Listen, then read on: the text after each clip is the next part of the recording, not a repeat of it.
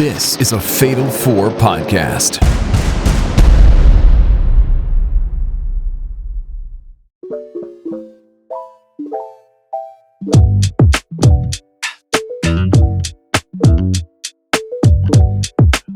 Hello and welcome to Didn't Get All of It Japan, your home for all the most important news and happenings in the world of Japanese pro wrestling.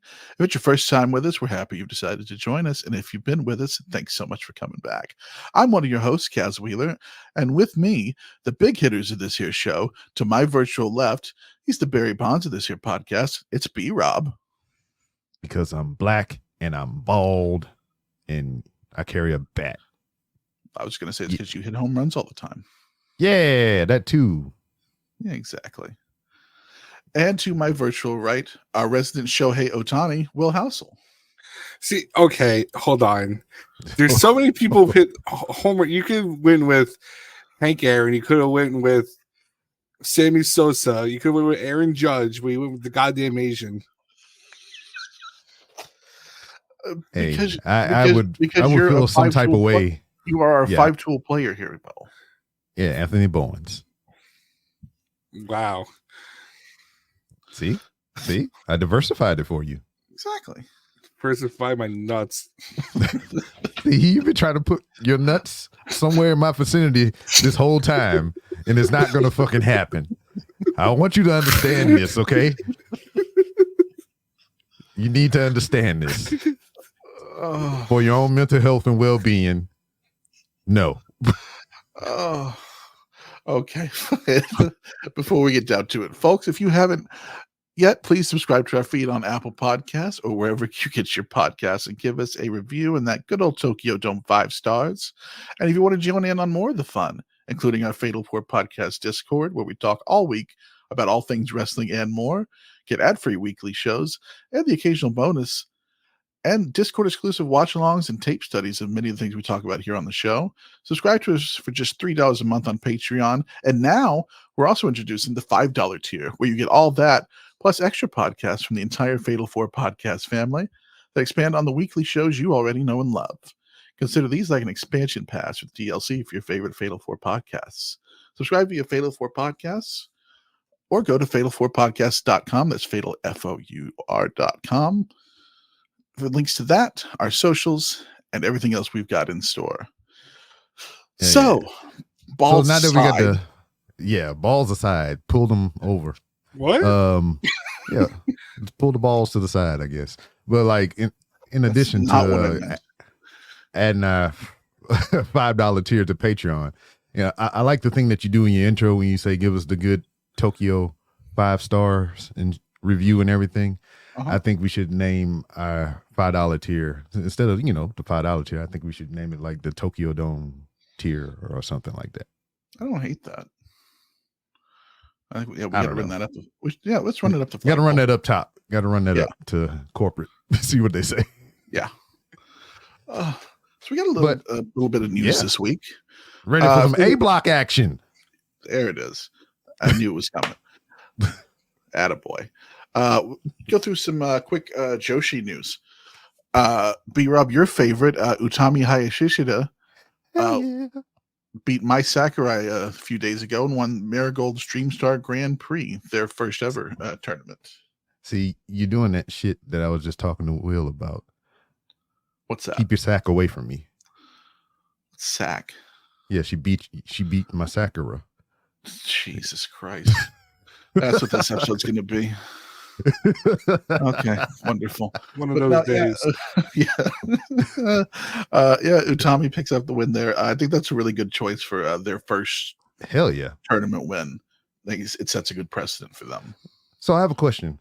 Yes. So like I've just recently fell fond of Utami, and you've just learned that about me as well, because I'm getting into more Japanese professional wrestling across the board. So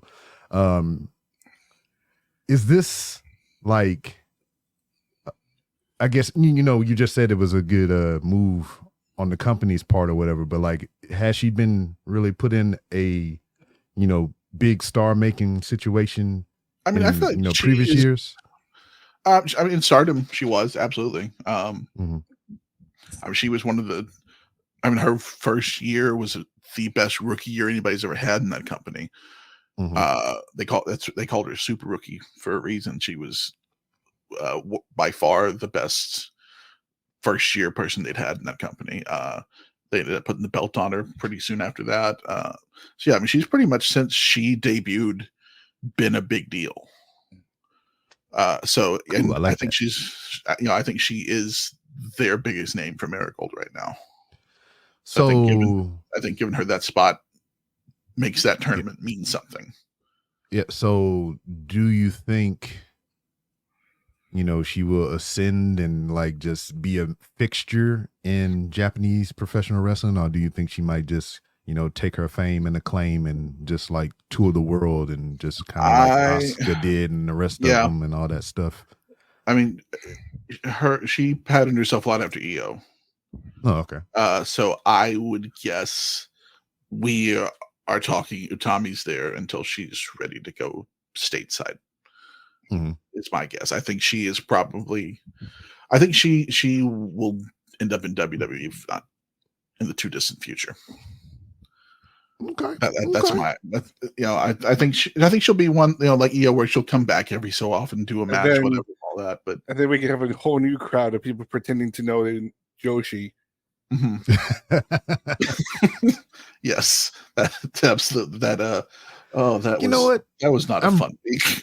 Yeah, I'm really noticing that now, or whatever. It was never really a thing that I paid attention to before, and I guess I guess I do kind of fall in that camp because like I wind up actually knowing some of these people that come over. But it's you actually put the effort in. I'll give it to you. These people would go off like 5-minute Twitter clips that pedophiles post on their Twitter about about how good these talents are. They've never seen a single match. I don't know. Yeah, no, this is completely true. I will forever say it. That's why that week sucked. Yeah, I will forever say it. Wrestling fans suck. Now, not you, the listener. You, the listener, are wonderful. But other wrestling fans, they suck. Yeah. Like Kaz. What is this? What did I do? I don't know. I'm sure something else is coming down. Yeah. Nope. I'm not even gonna. No. Never mind. You was teeing it up. Yes, I was, and I'm not going to. Other news: Sukeban, the American Joshi company, has finally announced their next show, which will be October 10th in London. Ironic, isn't it? Headlined by Arisa Nakajima and Suri for the Sukeban's world title. So is it just me? Because like, is Suri just kind of like bouncing around? Because I'm seeing the name a lot. Yeah, since she left WWE, she's kind of just gone wherever she wants. Well, that's not bad. No, and she's very good. I mean, she kind of got, I know I think she got injured pretty early on in the NXT run, didn't she? Yeah, I think. And then a thing for me is like, I mean, the move has probably been in existence for years, but I've never, like I'm saying, this new exposure to me as far as professional wrestling from Japan. But like, she was the one, seeing her in NXT, that fucking running drop kicking down into the ropes and shit. Man, that's fucking murder. Yeah, that's actually a fairly common move in Joshi, but yeah, it's not super common over here. So yeah, that makes a lot of sense, and yeah, she does it very well. But yeah, it's nice to see Sukeban back in the mix again after I don't know how long it's been since their last show. I think since the existence of this show, this is episode 8 as you listen, but like I think that I can recall every episode we've either asked a question about this show, or I think maybe even the one show that did was in one of these episodes. So I think it might have been like the first or second show. Because nobody knows who owns them. Nobody knows what their schedule is. It's just Sukeban runs whenever they want to run, apparently.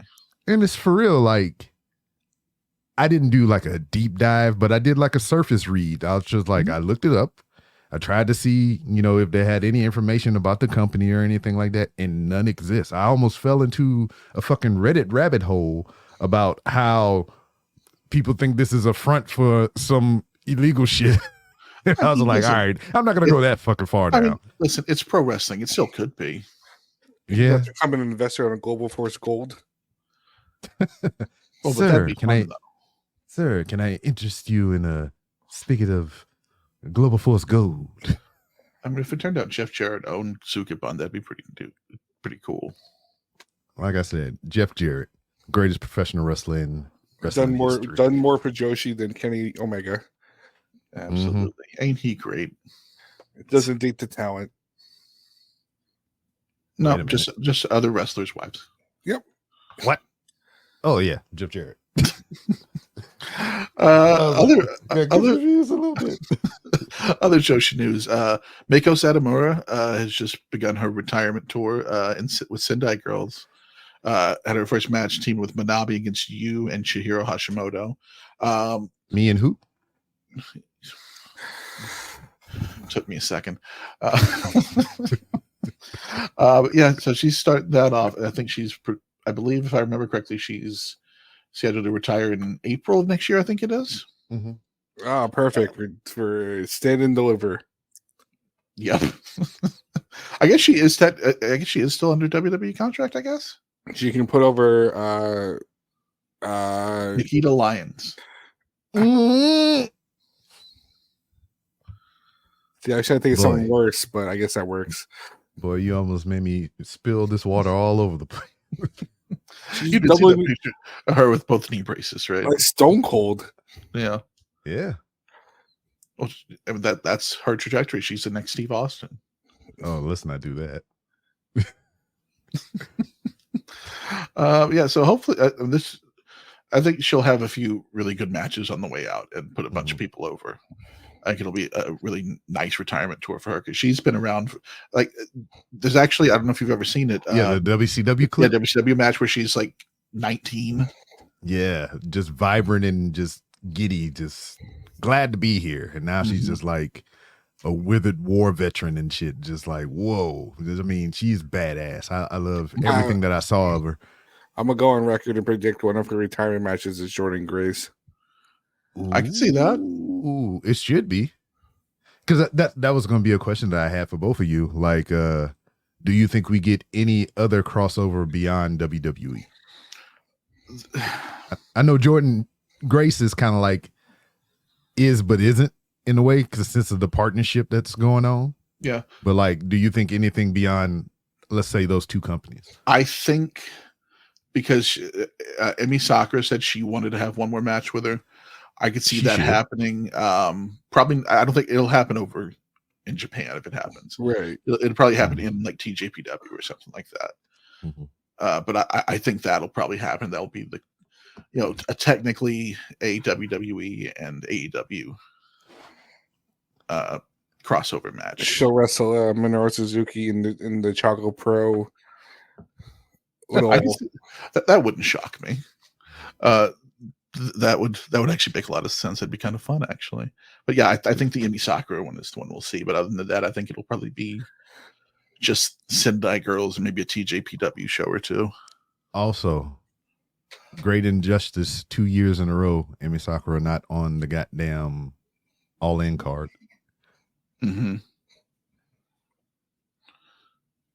Yeah, both her and Grado both deserve to be on that show. Yeah. But here we are. Yeah. And then we got a little bit of Stardom news. Toni Storm returned to Stardom this week. Teamed up with Mina Shirakawa to take on Mayu Iwatani and Izumi. Did you see it went black and white when she came out? I did. That's very interesting for Stardom because they don't do a lot of production stuff like that.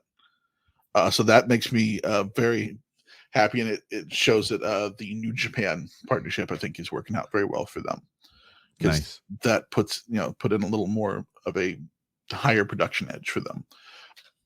Toni Storm's first Stardom match in 5 years, since 2019, and she's going to be on the October 5th Stardom show where she's going to be taking on Mayu Iwatani for the IWGP Women's title. Now, we talked about it last episode or whatever when this news came out. Are we still thinking, we have a little bit of time between then and now, do we still think Toni Storm should win or is going to win that title? I think if Mayu is leaving, I think this is probably your best. I say it depends on what they want to do with that belt. If they want it to start meaning something, I think it's a good idea because then you can get it like on AEW TV maybe once or twice and start making it a little bit more known. So I wouldn't hate it. I'm of a different school of thought on that subject. So I feel if Toni wins, that she stay where the hell she at.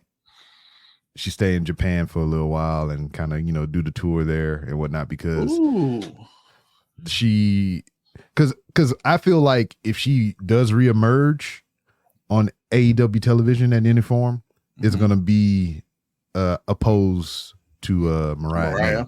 Mm-hmm. And like, I think that would be, it would be cool if they were both title holders and they had this thing going on, but I don't think it's needed in that situation. So if they're not going to be doing anything with Toni Storm on AEW television right now, go ahead and put the title on and let her stay in Japan with it for a little bit. I don't hate that. And what do you think about maybe we hold off the Toni Storm Mariah for a Wrestle Dynasty?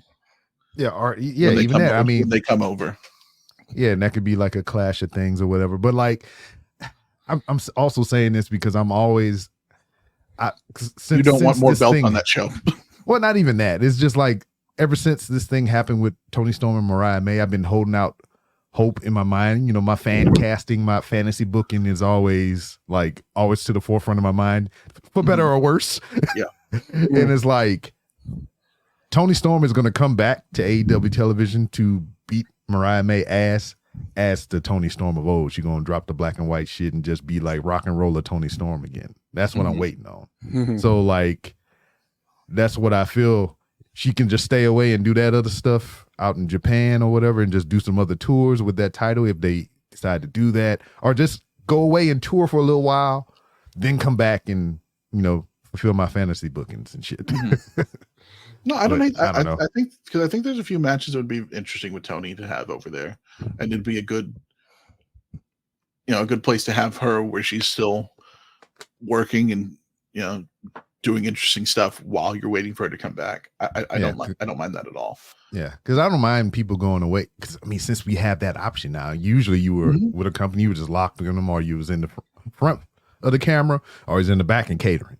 And like, I don't want that for this talent now, to where like, if they have these opportunities to go out and go do things or whatever, ultimately helping your brand all over, go do that shit. And it's Will Ospreay said that on Twitter earlier this week, that he thinks that there should be more excursion things, especially for the women, to get some more reps and get better. So I think that's a great option for them right now. Yeah, and I know it's not exclusive to New Japan, but like, that's all I really know. But like, a lot of these companies, American or otherwise, could benefit from the New Japan method. Train the young person, then let them go out on excursion, get their reps in, then bring them back. I think that would help. Anna Jay just recently came back, and she looks pretty damn good in there. Yeah, she had a nice 5-star run, and then she has definitely improved. Yeah, she had a good match with Robin Renegade, which is one of the Renegade twins, who is also silently killing it, getting a lot of opportunities within AEW because her sister is out. So it's just like, it was the Kyle Fletcher. The Kyle Fletcher, or the Dante Martin, famously for this company, So just let them do things, man. Yeah, I would love that. And I think it would benefit everybody because you get more international stars from other places. It just makes, I think, wrestling in general better. Yeah. The other thing on that show, we have Tam Nakano taking on Suzu Suzuki for the World of Stardom title. That'll be a really good match. Tam is having a really nice run. It's a kind of a continuation of what they did from last year before she got injured and had to drop the belt. But that'll be a good match. And we also have a 12-woman tag on this show, which will feature Dump Matsumoto. Word. Is in honor of her having her new Netflix TV show out, Queen of Villains. Mm-hmm.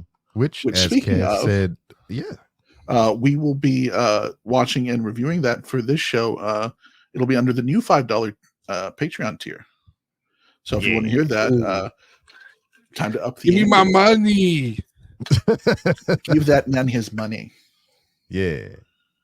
But yeah, so if you're interested in that, I watched the first episode of it. I thought it was very good and it's done really well. So I would recommend watching it, and I would recommend listening to us do that. I think we're gonna watch it this week and hopefully review it very soon after.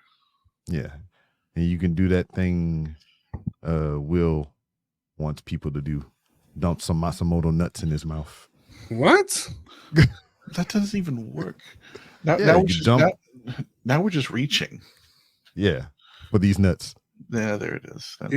Ha! Don't do that. That would hurt. All right, hurry up. Anyway, pivot. Yeah. Some non-Joshi news. We have a Inoki Memorial event set for December 14th in Shanghai, China. Of all places. Has it been 2 years now? I don't. It's been a year. It's been a year. Has it been a year? Yeah. Yeah. Time moving weird, man. And it's going to feature New Japan, Inoki Genome, and a few Chinese promotions, including Dragon Fighting Wrestling, Infin Pro, and Hong Kong Wrestling Federation. Are any of those Ho Ho Loon's promotion? I have no idea. Where's that guy? But yeah, I don't know much about the Chinese promotions. I don't think I've ever seen anything out of any of the Chinese promotions. I don't know much about the Chinese either. Mm-hmm. The only thing I remember is OWE. They were in. Where were they from? They weren't China. They were. I thought it was. Oh, that was Shima's promotion. Oh, that was his. Okay, yeah. All right. Confusing. But yes, that'll be. I'm assuming that'll be on World at some point. So I'm kind of curious what the Chinese promotions will bring. That'll be interesting to see. Just some new faces, if nothing else. Mm-hmm. But this next thing, another show we've got in the similar vein as El Desperado's card. Taiji Ishimori is getting his own show called Taiji Ishimori Gets Ridiculous, with a pretty cool main event with Taiji Ishimori teaming with Dragon Gate's Shun Skywalker and Sho against Jeff Cobb, Shuji Ishikawa, and Daisuke Sekimoto. Yeah, I like to say. Will loves him to do some Daisuke Sekimoto. Yeah, I like to say that didn't get all of it. Japan influences the Japanese wrestling culture to where we talked about Shun Skywalker the other episode. And here he is, booked front and center. So you're welcome.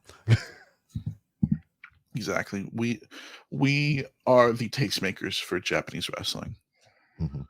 I think it should be a fun match. Definitely a lot of clashing of styles with a kind of a more junior team versus a big Haas team.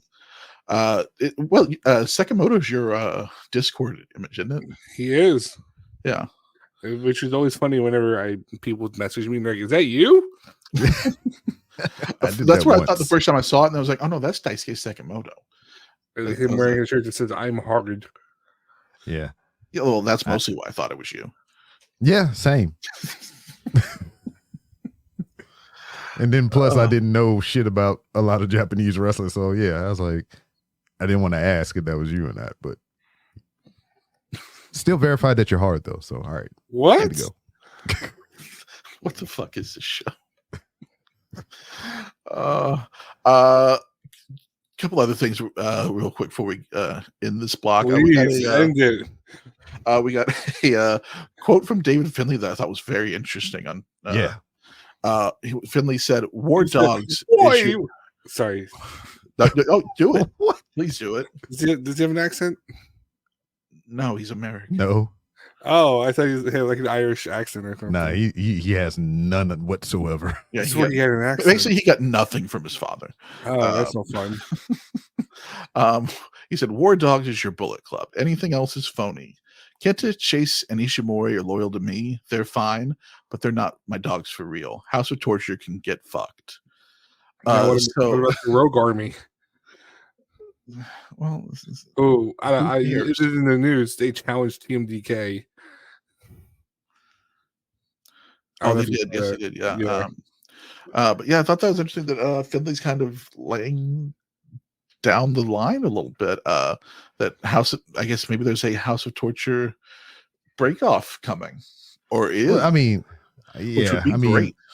a lot of people kind of have that distinction anyway, that like House of Torture is their own thing, regardless of whatnot. Even much so to where like upper management, Hiroshi Tanahashi, is talked about them specifically, and not even nothing of Bullet Club. Just fucking House of Torture is a plight, a menace to the fucking product.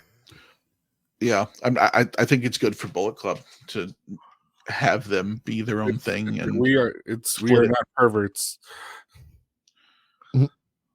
Well, Chase Owens is still there. Yeah. So since they're pushing them away and splitting them off, who do we ship over to House of Torture so they can be away from everyone else? I don't want to wish that on anybody. Chase Owens. Well, I mean, he said that's the interesting because Kenta and Chase have kind of been absent, like in the middle, while, but they just haven't been too. there for a while. So I don't know how much they're even involved in anything. But I mean, leaving Ishimori kind of in the middle is interesting because he's still pretty relevant. Well, I wouldn't want Ishimori in the cock torture group because Ishimori still hates Kanemaru probably. So, I mean, I wouldn't mind Ishimori going somewhere else, to tell you the truth. Yeah, go back to Noah. No, don't go back to. I like Ishimori. He's been very good this year.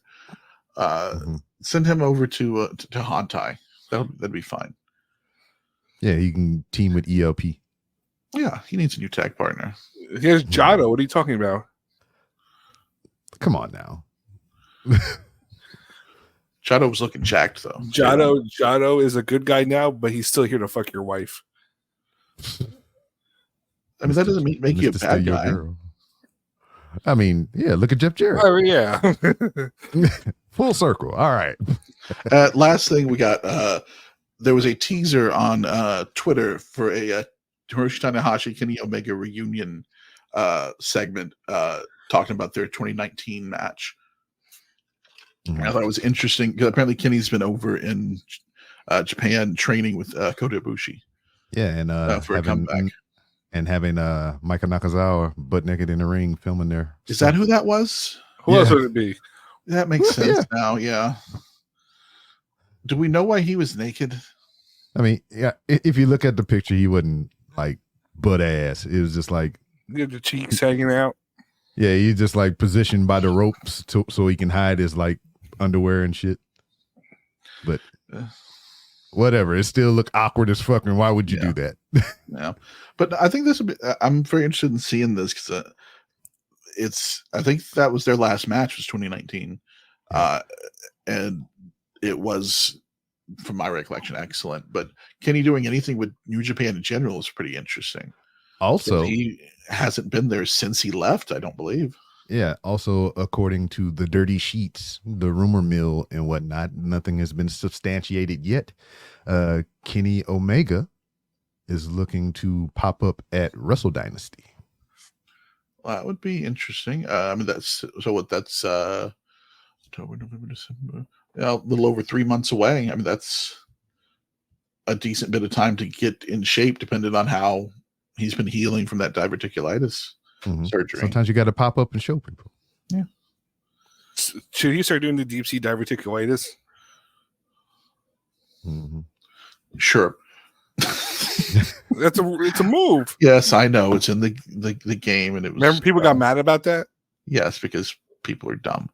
But yeah, so I mean, I think that's probably where we're going. Is that Kenny shows up near the end of the year, either AEW or Japan, to set something up. Maybe he's in the Rumble.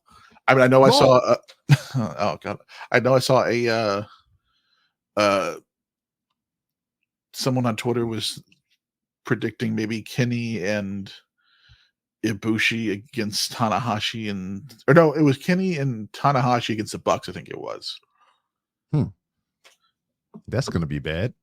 Yeah. I don't know how I feel about it, but let's not do that. At least do like the Golden Lover Aces. And put it was that was what it was. It was Kenny, Tana, and Ibushi against the Bucks and Okada. That makes more sense. Yes, that's what it was. That's all right, there we go. That's a little bit. That's better. what it was. Not much better, but a little bit better. Yeah, that's what it was. Which it'd draw some interest. Will it be better than Tanahashi teaming with the Acclaimed? Yes. Remember that? Ace. Unfortunately. I think that's about all for the news. We'll be back in just a few with B Block, and we're going to be talking destruction in Kobe. Hey, folks. You enjoy the Fatal 4 talking about some real nerdy stuff? You enjoy me, Pro Wrestling Noah, talking about video games? Well, what if I could talk with Fatal 4 members talking about video games? Me and Paul Griffin just did that on the inaugural episode of Squared Circle Strafe multiplayer that you can get access to through our new Patreon tier, Fatal 4 Plus. That's right. We talked a ton about Star Wars Outlaws, actually. And why does everybody hate Ubisoft? And how much we love Final Fantasy VII Rebirth and various mini games, and especially stuff like Queen's Blood and Paul's beloved Kessel Sabak in Star Wars. I would win a Millennium Falcon if I was playing this in real life. Yeah, watch out, Lando Calrissian. Hear all of that whole conversation, which I think was a lot of fun that we just had, if you support us on Patreon. And you also get access to that stuff, various other Fatal 4 podcasts like the Vince McMahon docu-series episode that we're about to do, potentially episodes, and access to our Discord. So just sign up at the Patreon, patreon.com/Fatal4Pod, and sign up for the Fatal 4 Plus tier. It's $5 a month. You get all that, plus the bonus shows, and then some. And we got a ton on the way, so come join us.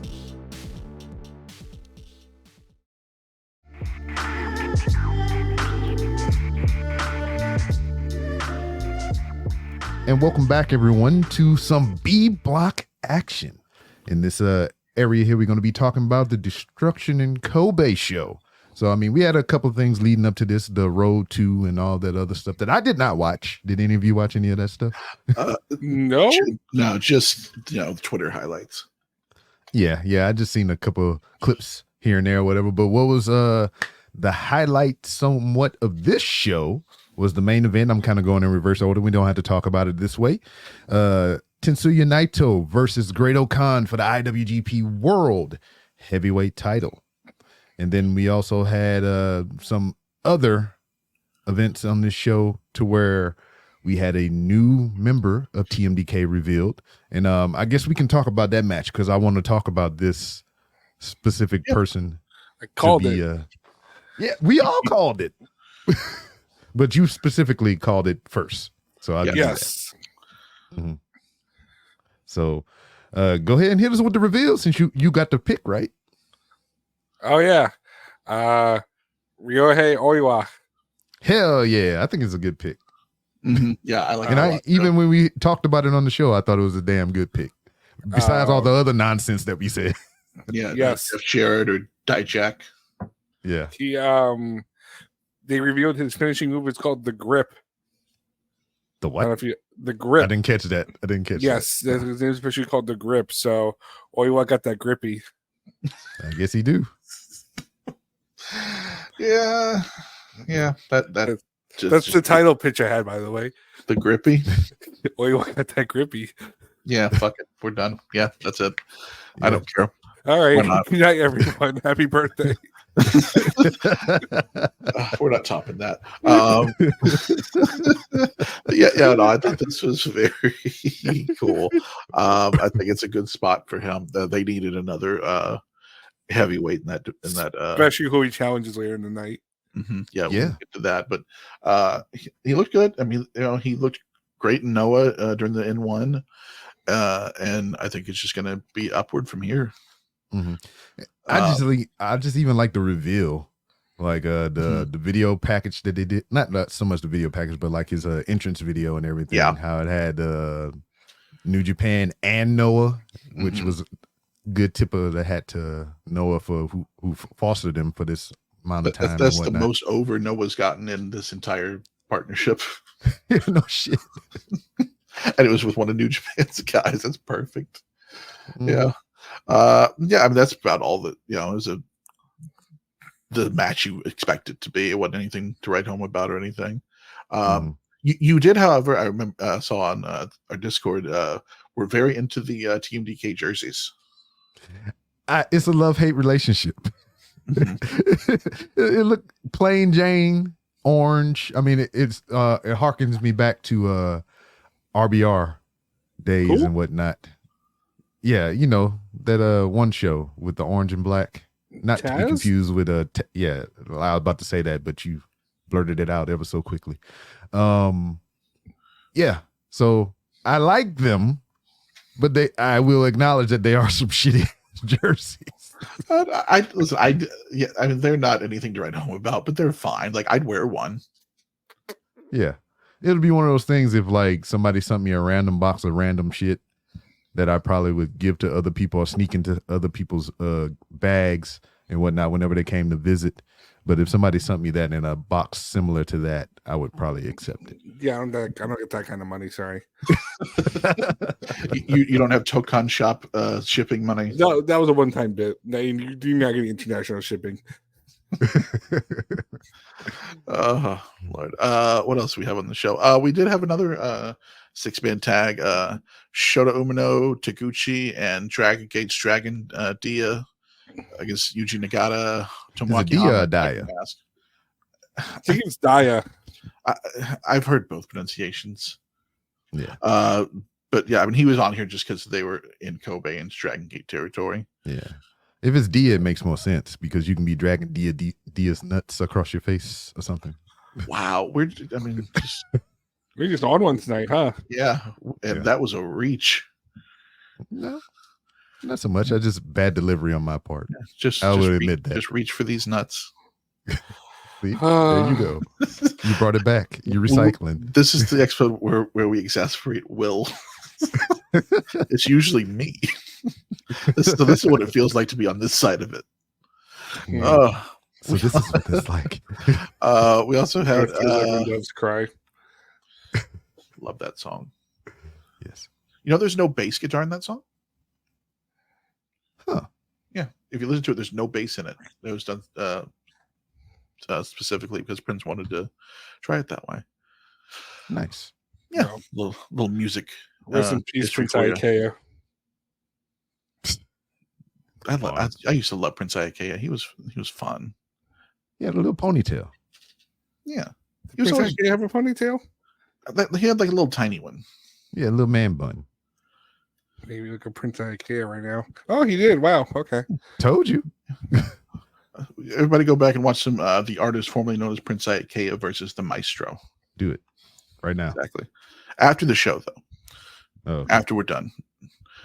We also had LIJ of Tsuji, Bushi, and Hiromu defeating United Empire's Jeff Cobb, Callum Newman, and Francesco Akira.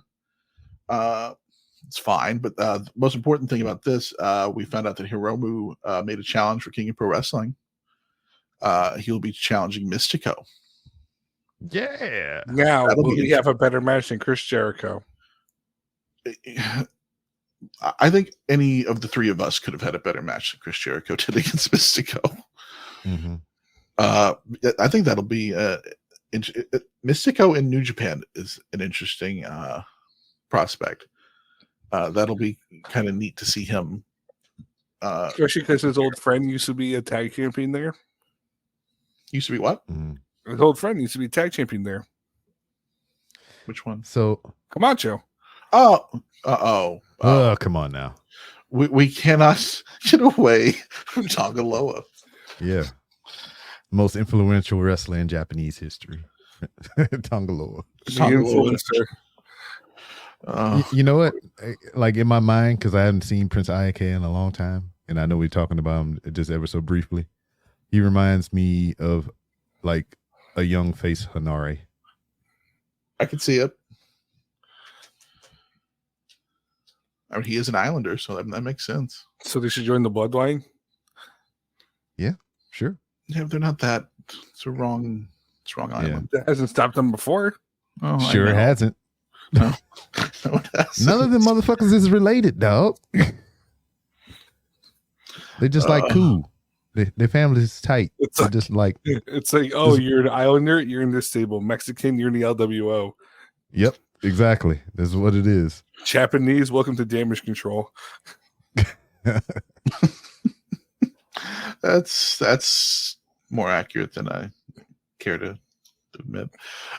We also, this match was a little disappointing for me. Hiroki Goto beats Gabe Kidd.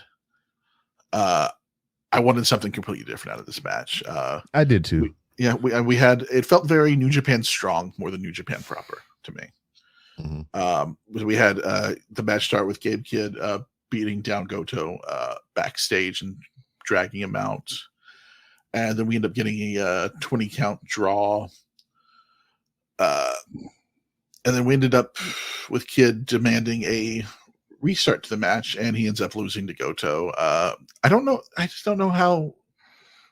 I don't know. One, I don't think it does anything really great for Gabe Kidd. No, not really. Like, I don't think it helps him at all, and I don't really feel like it moves Goto anywhere either. Yeah, and it's like, was Didn't this match? Goto challenge for the title later in the night? Yeah, that's what I was gonna ask. Oh, you asked me. Yeah. That's Who did he challenge? Oh, that's right. Yeah, yes, he did. We'll get to that. Yeah, so I mean, I guess it kind of makes sense if we're doing that, but I don't know where you put Gabe Kidd at the moment. Then, Yeah, because I it felt like also it kind of he was very hot. Yeah, it kind of fucks Gabe Kidd in a way. Like, he resorted to his G1 tactics more or less, to where he was attacking everyone before the matches. So it's like old Gabe Kidd hat type situation. And then when they restarted it, he requested it be a no DQ match, which would further put the ball in Gabe Kidd's court. But he still didn't come out the winner in this situation. So it's just like, it's just a weird spot. Yeah, it kind of felt like a recession for Gabe Kidd. Yeah, we also Who doesn't come out with the belt. Yeah. Nor do they, I think they announce him with the belt. No, because it's in Japan. We don't talk about Strong on Proper. First rule of New Japan Strong is we don't talk about New Japan Strong. No, We don't care about that gaijin product. Yeah, exactly. Speaking of belts that no one gives a shit about, the never openweight 6-man tag titles were defended. Excuse me, Mr. President. Mr. President retained. Yeah, Yoshi Tanahashi, Toriano, and Bolton Oleg retain over Evil Show and Yujiro. They end up picking up the win thanks to interference from El Phantasmo, who is now officially part of Hontai. And has a haircut. Yeah, went all blonde now. So I mean, basically the post-match stuff is the most interesting stuff. ELP finally joins up with Tanahashi and company, and that'll be he finally is no longer Guerrillas of Destiny. I gotta say officially the end of Guerrillas of Destiny. So what are your favorite memories of Guerrillas of Destiny? When they left? Yeah, and the All-Star Classic of Tongaloa versus Okada. I was gonna say, I mean, here's the thing. It's not that they never had good matches. It's just that they stopped caring at a certain point. Or at least it felt like it. There were some earlier good, like when War Machine was around and things like that. They had some good matches. Well, yeah, but like they kind of ran out of things for Tama Tonga, and they didn't want to go beyond the fucking never open weight title. Yeah, no, I mean he had a ceiling, and they pretty much all had a ceiling and reached it. So I mean there was just nothing left for them to do. So moving on was the best thing for I think everybody. We also had the IWGP Junior Heavyweight Championship. Doki beats Yoshinobu Kanemaru. It was fine.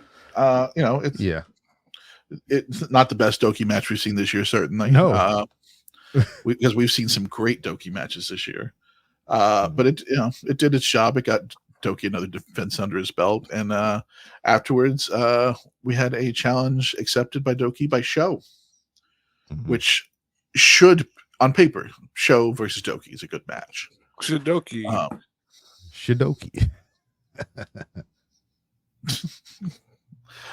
Sure. But like I said, on paper, I think that's a good match. I think in practice, I worry it's going to be the House of Torture bullshit. Of course. Well, then his handsome friends have to come help him. I don't know. I really want better things for Sho. Yeah. Because he's too good to be just stuck doing this. So when does Yo come back and save him? I don't know. Or beat his ass. Do something. I mean, because it was Best of Super Juniors when he got knocked out, right? Mm-hmm. Yeah. So I mean, we're gonna be closing in on 6 months. I don't know. I'd like for them to do something. I mean, even if it's not get back together, at least do something else. I think what if Yo joins House of Torture? Don't ruin both of them. Yeah, I just wish that was more interesting to me than I think it's going to be. Which I hate for Doki's run too, because I think he deserves to have some big time matches. But I also don't think Sho wins that, or at least I certainly hope not. Next up, I think this turns out to be match of the night. Shingo beats Hinari to win the Never Openweight Championship. So many headbutts. CTE.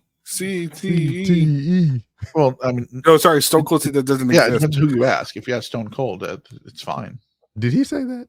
Mm-hmm. Oh, buddy, I forgot you didn't watch. And you won't believe during what match talk, what wrestler they're talking about when he said that. Imagine which wrestler it would be the worst to say that during, and it's that one. That's right, Frank Stallone. Yeah. I mean, I could point to so many of those, like the infamous Ken Shamrock face shot with the fucking chair. Goddamn Mick Foley getting hit in the head 30,000 fucking times. Yeah, hell, even flash forward to recent years to when Cody got hit over the head by Shawn Spears. Mm-hmm. It's just wild shit. Mm-hmm. Yeah, worst person to have it said during than that. I know. I just dancing around it. Yeah, I know. You're just dancing around like a wild Pegasus. Yeah. Trying not to be rabbit in this situation. Yeah. You don't want to cripple your brain thinking about it. Nah. Chris Benoit. That's no fun. God damn it. No, but this is about what you wanted from Shingo and Hinari. You wanted the big, never strong style Haas match. Mm-hmm. I wanted Hinari to hang on to it, but yeah, I seeing agree. how they went the way they went at the end of the show, which we'll talk about, makes a little sense. Yeah. And we'll go and move on with that. IWGP Global Heavyweight Championship. David Finlay beats Yoshihashi. Surprise!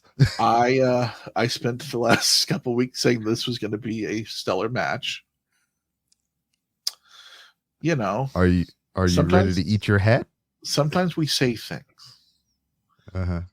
because we hope. And sometimes we hope for things that just aren't possible.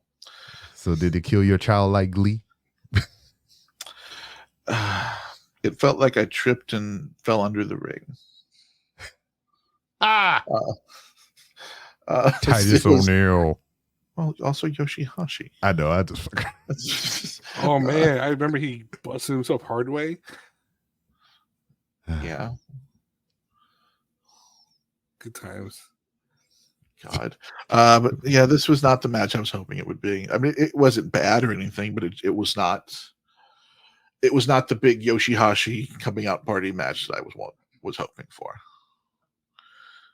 So brave. Yeah. Jesus. But afterwards, as we alluded to earlier, Hiroki Goto comes out and confronts David Finlay. So I imagine that'll be our King of Pro Wrestling global title match. Which works for the story they're telling with Goto and Finlay and Gabe Kidd. Do we think Goto beats David Finlay? Uh, They had a very good G1 match.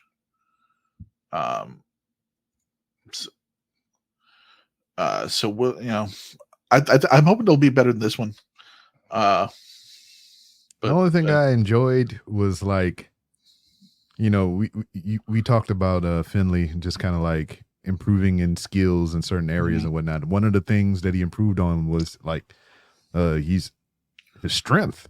So like to see him do that like suplex toss to Yoshihashi all over the fucking ring was just like wild to me. Mm-hmm. Good stuff. I mean, he's got potential to maybe figure it out finally, I think, which would be nice because I think all of us are very much of the opinion he's not that guy for a very long time. No. But hopefully we'll see better from David Finlay and no. No. He's going to Florida with his brother. What? They said go to Florida with his brother. Oh, yeah, his brother. That is not what I thought you said. What do you think I said? I refuse. No, I actually want to know what you thought. I thought you said, and this is because I'm partially deaf in one ear, so I'm sure I just heard it completely wrong. I thought you said he was in a porno with his brother. Oh my god! Oh, I was like, Finlay Dick is resubmerged. Finlay Dick is back. He's brought it back. No, god damn it! 2 episodes in a row. That's not good. Are we naming the show now? Finlay No, Dick we absolutely can't do that. Oh Jesus! Okay, let's move on to the main event. Tetsuya Naito beats the Great Okan to retain the IWGP World Championship. This match, I think it's very fitting that how like Universal trots out the Hollywood monsters. We got a match between a Chinese ghost and a literal zombie man. Which one is which? Well, one moves like a mummy, so which one is which? It's Naito. Naito's the mummy. Okay. I don't think Naito was ever a Chinese ghost.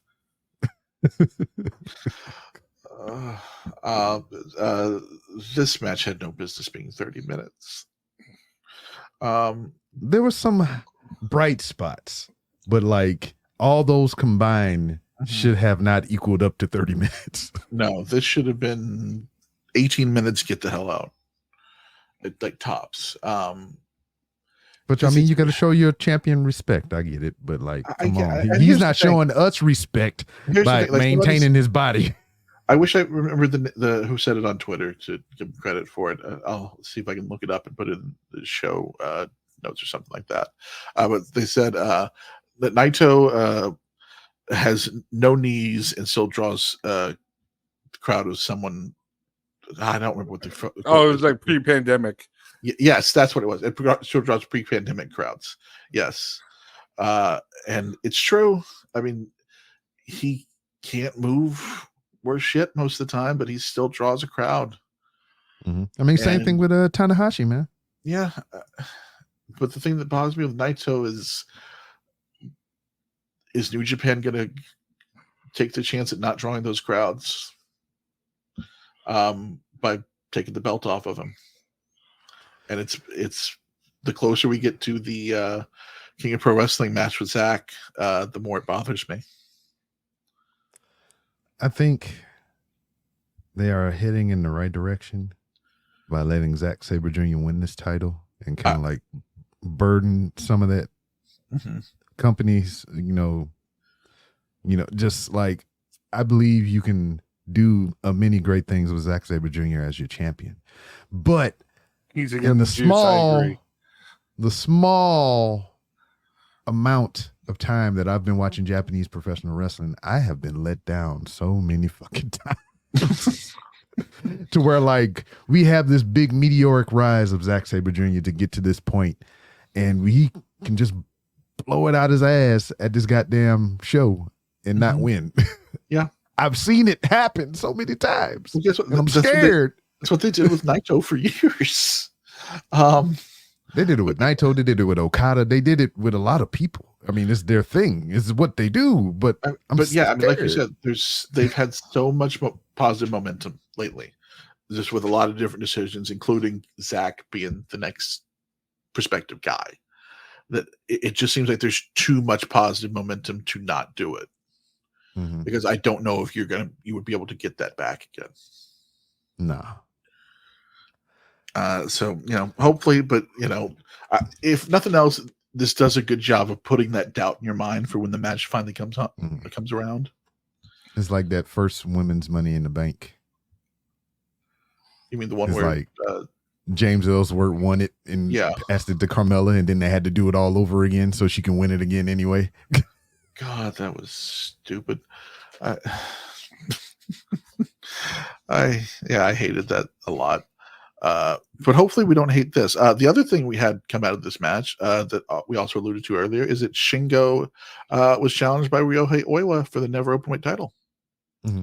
Well, let's not kind of bury some stuff about this situation, because Zach came out to say, hey, man, we're going to tear down. I'm going to be the new champ, yada, yada, yada. But Shingo said, hey, man, I've been here 20 years. I ain't got a lot of time left, so I want to challenge for the world title too. And that's when Oiwa came out. Yeah. It's very interesting. Yeah, so that's when Oiwa came out and was like, hold up, player. You still got that shit going on your shoulder that I want right now. Mm-hmm. So that's when we got the challenge to Shingo. Yes. Making it a double main event, according to commentary. And you know what they say? When you have two main events, you have two main events. Yeah. So they should do double nights. No. We don't ever need to do that again. No. That's it. So that might be like, listen, it's either a tease for Shingo Naito at the Dome. No. Yeah. Listen, I know, but I mean, I think it's. I just said that too. Like, they've let me down so many times. The only thing Naito should be doing at the Dome is in a 6-man tag commentary. In a 6-man tag with Bushi and Titan against Tanahashi, Toriano, and I don't know, Taguchi. Yeah, do all of that. That's your never 6-man. Yeah, that's fine. But that's another thing. Put the doubt in your head. Man, that's but scary, even if it's not, I mean, Zack and Shingo at the Dome would be pretty good too. Mm-hmm. Run that back for the title. I know we talked about it before, but what are we still thinking? Because I mean, I'm still under the firm belief that Zack Sabre Jr. is going to be the world champ. So what do we get at Wrestle Kingdom? I think that's honestly, I think that's as good a match as any. Zack and Shingo makes a bit, especially since they wrestled in the G1, and that's how Zack got there. Is Danielson retired by then? Probably. Okay. Oh, run that back again, huh? I see what you're saying. Have they done the 3-peat? Yeah. I mean, they can use that for Wrestle Kingdom, Wrestle Dynasty. Yeah. Yeah. I think I'd probably save that for Wrestle Dynasty if they were going to do that. I think that'd be a good draw for that. And there's like no indication of what's going on that show. But then again, we don't really have so far out other than we don't have nothing for except for the main event.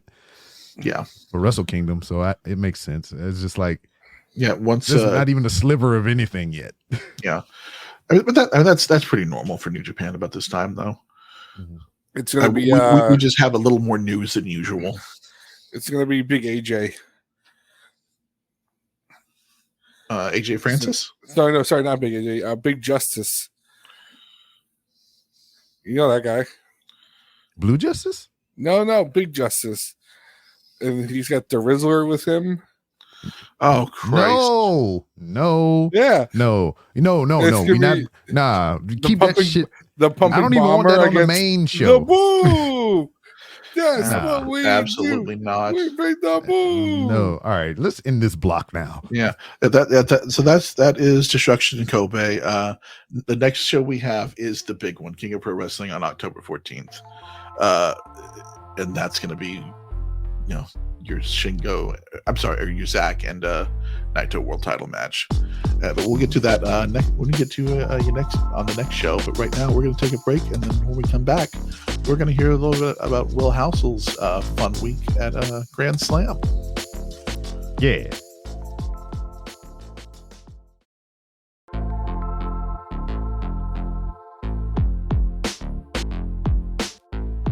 And we are back. And we are in the mighty C block. And it seems we're taking a detour back to the great old United States of America. USA. We're talking about a promotion called All Elite Wrestling. Sorry, I'm familiar with it, but I'm not too sure. I've heard good things. I don't know about this company. Can one of you indulge me a bit?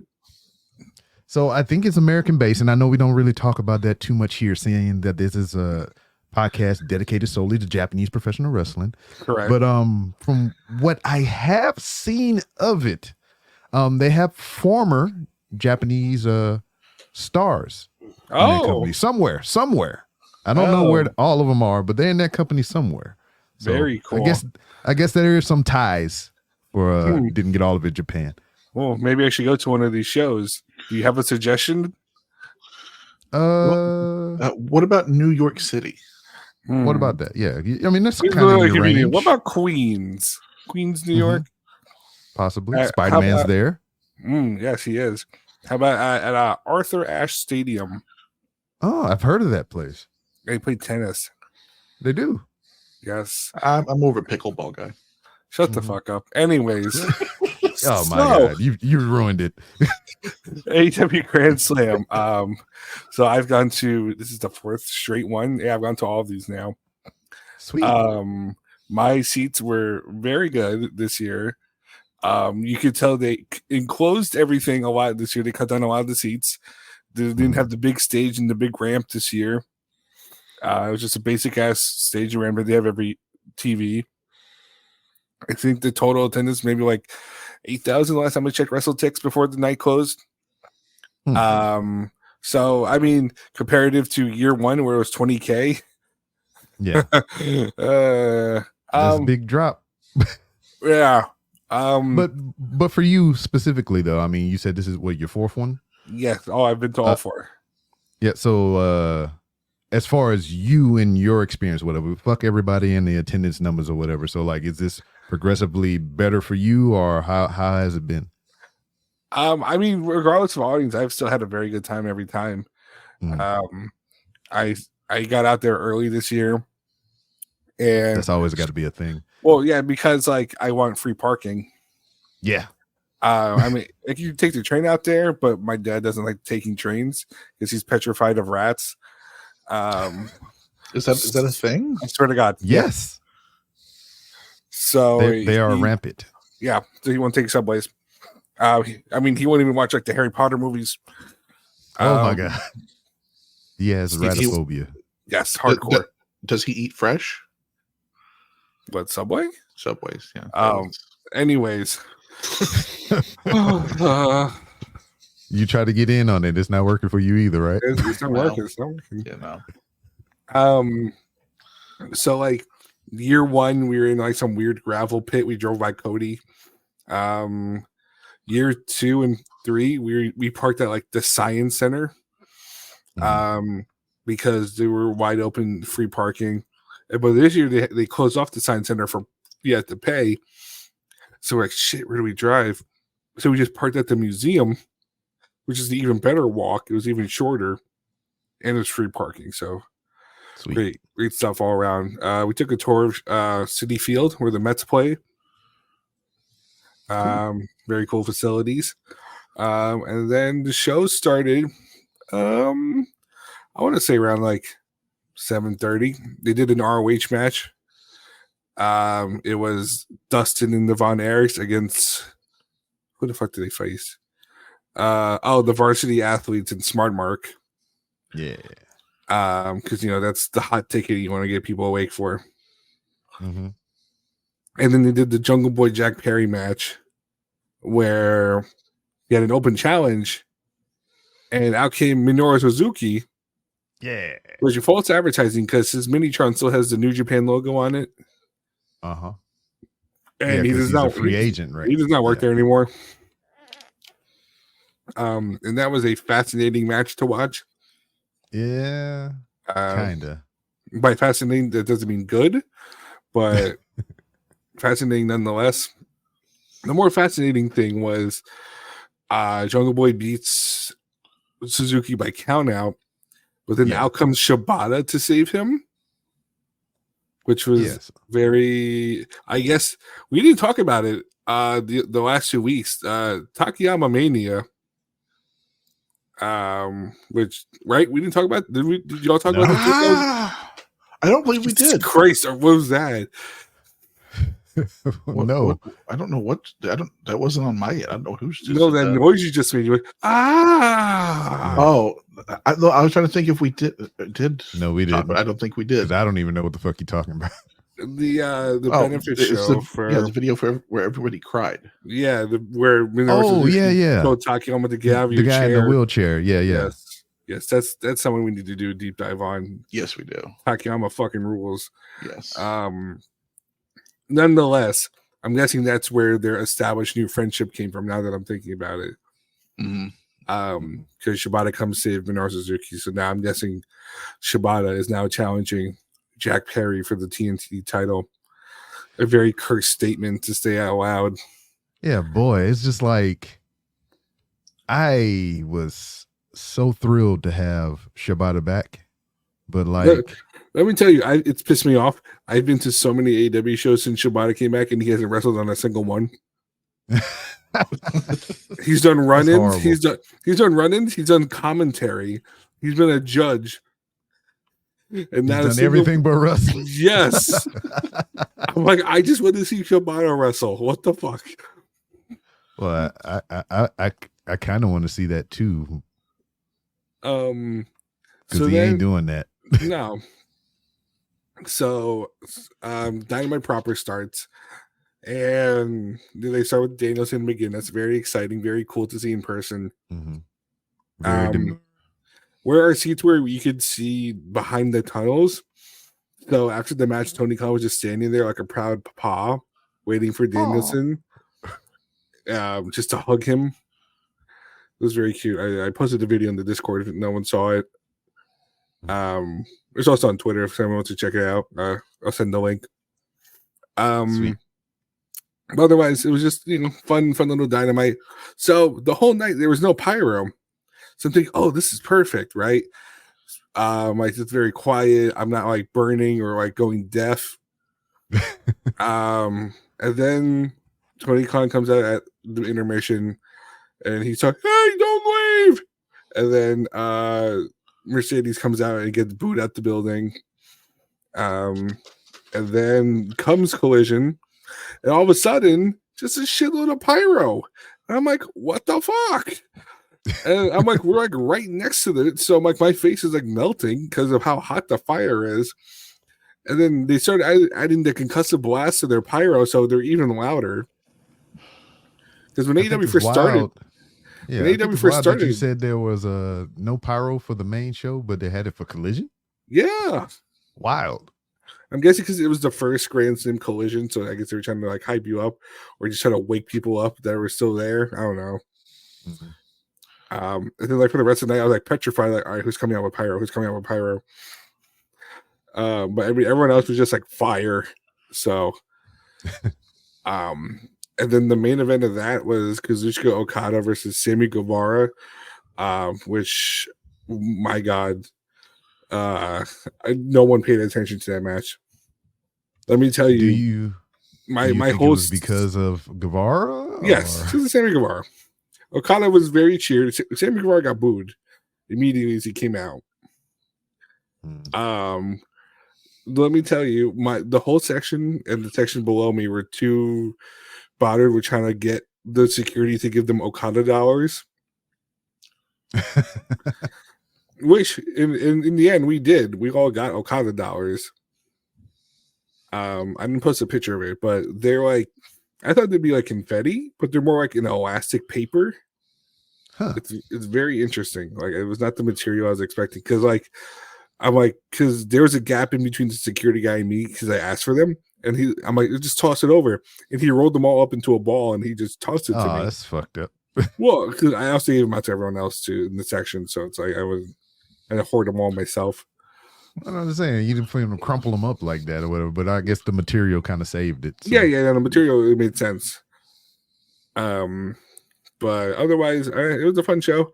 There was some stuff like they had a promo video for Full Gear to pre-sale, but none of us on my side could see the QR code, so we're all yelling that we couldn't see shit. My also complaint about going to these shows are the front row need to sit down. That's every fucking right, but it's like the lower level. It's like the lower level. It's like you're there, you're in, you can see everything. You don't. Yeah, need that's to what I'm stand saying. Up. That's why I say so heavily and as loud as possible without peaking the microphone. Wrestling fans are so fucking stupid. I know. It's just, I don't understand it. I was like, why would you stand up? You paid for a seat to sit your ass down, especially if you're in front of somebody. You sit your ass down. Right. Because you're just creating a chain effect. Because if you're standing up, then the motherfucker behind you had to stand up. Then that motherfucker had to stand up. Then the next one had to stand up so everybody can fucking see because your dumb ass don't want to sit down. God damn, y'all fucking stupid. At one point, when Moxie was running through the crowd, some guy climbed up on like the barricade and lit up a stoogie and started smoking in the middle of the crowd. And then security tried chasing him away, but he ran off. I thought that was pretty impressive. Good. At least he wasn't standing in front of somebody. Stupid motherfuckers. I'm also in the belief that if you carry titles to shows, you should be legally required to defend them. That's why I stopped carrying mine. Because I never understood the appeal, but it's like, okay, it's like, all right, you want to flex, you have this money, but like, dude had the Ring of Honor 6-man trios title. What the fuck are you doing? Oh God. I took one of my belts one time and I was like, well, this is now I just have to drag this fucking thing around the whole time. Yeah. It sucks. Right. Like, unless you're getting it signed and something, like, I don't get it. Yeah. Yeah. I did it when I first got it because I was like, it's fucking cool, man. It's just nice. And then, like, people, I wasn't doing it for the, the praise or whatever, but it's just like cool. Like, little kid come up to you, be like, oh, this is cool. Then you let them hold it, let them take pictures and shit. I thought that was cool. But like Cass said, it's like you get tired of lugging that heavy motherfucker around all the time. Then you gotta you gotta put it on your shoulder to pick up other shit, or you gotta snap it around your waist and wear it so you can do other things and eat. And it's cumbersome. It's too much. And then I totally forgot about this. When the show when they were starting, when they're letting people in, it was a logistical nightmare because they decided to double check tickets again, but at the top of the escalator. So then, like, people started piling up on each other. Oh, that's so a terrible place to do it. Yeah. So then they're like pushing each other up. So they're like, people were almost falling off the escalator.